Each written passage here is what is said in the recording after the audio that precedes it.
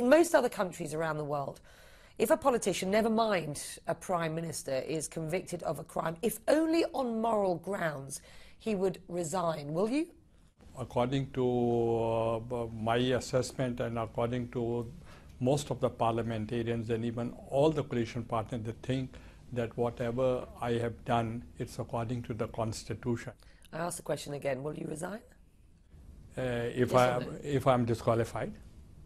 If I'm disqualified, notified by the Speaker, yes, I have to. Who is running the country in your absence? In fact, according to the Constitution in my country, I have a cabinet and everybody is working under the Prime Minister. I ask about who's running the country. In a Gallup poll released within the last year, less than 1/3 of Pakistanis have confidence in national government, in local police, or the honesty of elections. 81% see their government as rife with corruption, and only 20%, 1 in 5, approve of their national leaders, you being one of those. This is a damning indictment, Prime Minister, of what is, let's be frank, a dysfunctional society.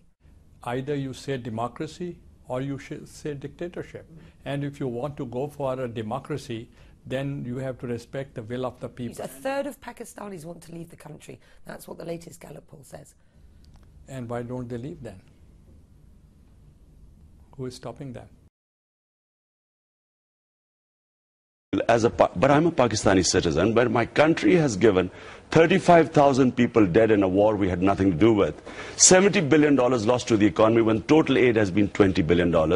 How would I feel that my ally, who we are fighting for, does not trust us, instead comes and conduct the oppression itself? How does it help? Should they not have told our government? If it's either it's an ally or it's not an ally. How does it help in terms of the future stability of Pakistan for you to tell the Americans that you want to see them completely out of your country in terms of intelligence cooperation, in terms of their anti-terror activities in Pakistan? You want to cut all ties, and you believe that will lead to greater stability, when the Americans are alleging right now that the ISI, the Pakistani intelligence agency, is actively helping the Haqqani network and other militants do their deeds inside Afghanistan? First of all, if this myth being spun that 4,000 or 5,000 Haqqani Taliban is the reason why the US is not succeeding in Afghanistan. 140,000 US soldiers in Afghanistan, greatest military machine in history, is not succeeding because of these 4,000 or 5,000 fighters that are supposed to be holed up in North Waziristan.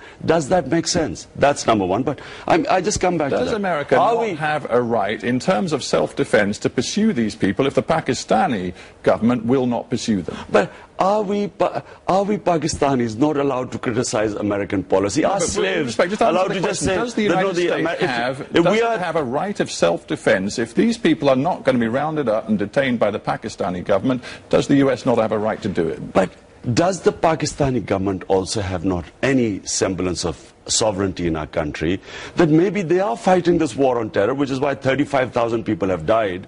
Can they not fight it their own way? Now, their own way brings us back to the quote from David Cameron of last year. Consistently, the Pakistani has looked both ways, he said, on the issue of terrorism. God, if I was the Prime Minister of Pakistan, I would have immediately told them that, look, we will fight this war our own way. We don't want any interference. We don't want your money. We don't want your aid.